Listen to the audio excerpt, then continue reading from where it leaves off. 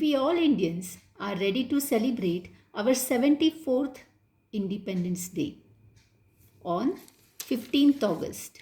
In this background, today we will study more about our first War of Independence, which is also called as 1857 Revolt.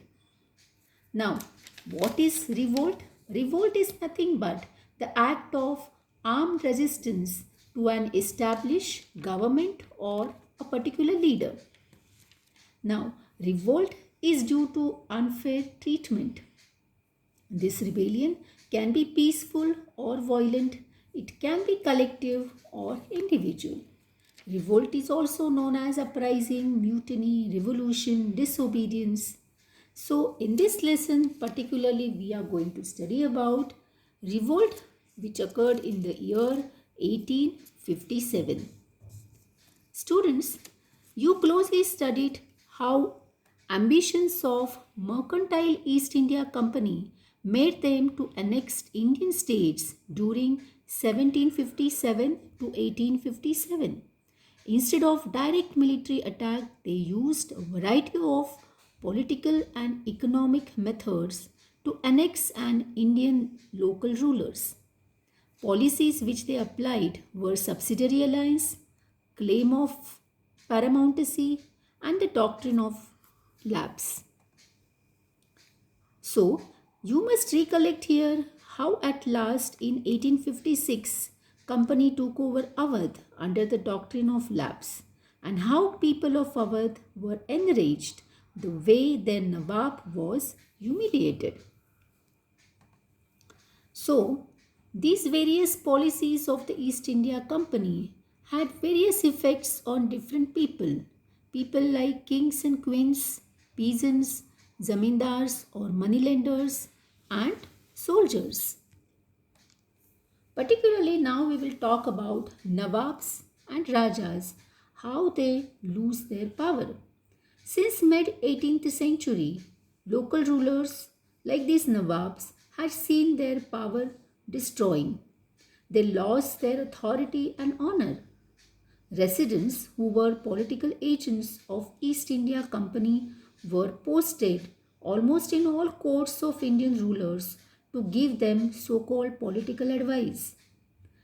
Because of that, these kings lost their freedom. Their armed forces were scattered. Their sources of revenues, territories were also slowly taken away by stages. Many of the ruling families tried to negotiate with the company to protect their interest in them.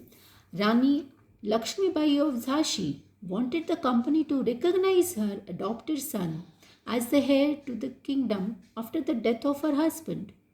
Other side, Nana Sahib, the adopted son of Peshwa Bajirao too, pleaded that he should be given his father's pension with the latter die.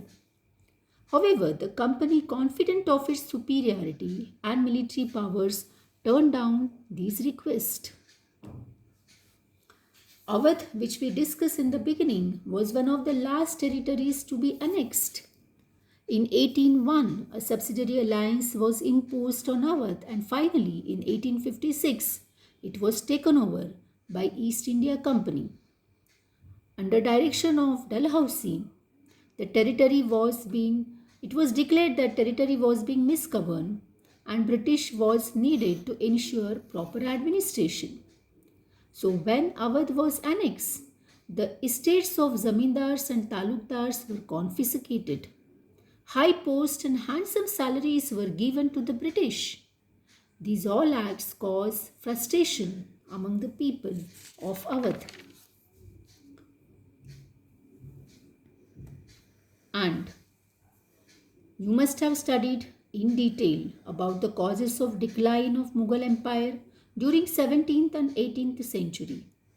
Now in the 19th century, considerable part of the Mughal Empire was under the East India Company's control. And then the name of the Mughal king was removed from the coins minted by the company. In 1849, Governor General Dalhousie declared that after the death of Bahadur Shah Zafar, The family of the king would be shifted out of the Red Fort, which was the official address of Mughal dynasty. In 1856, Governor General Canning decided that Bahadur Shah Zafar would be the last Mughal king, and after his death, none of the descendants would be recognized as kings but only as prince. Such discourtesies were resented by the people and the Indian rulers. So, these annexation policies by Dalhousie and Cannon became one of the major political causes of the revolt of 1857.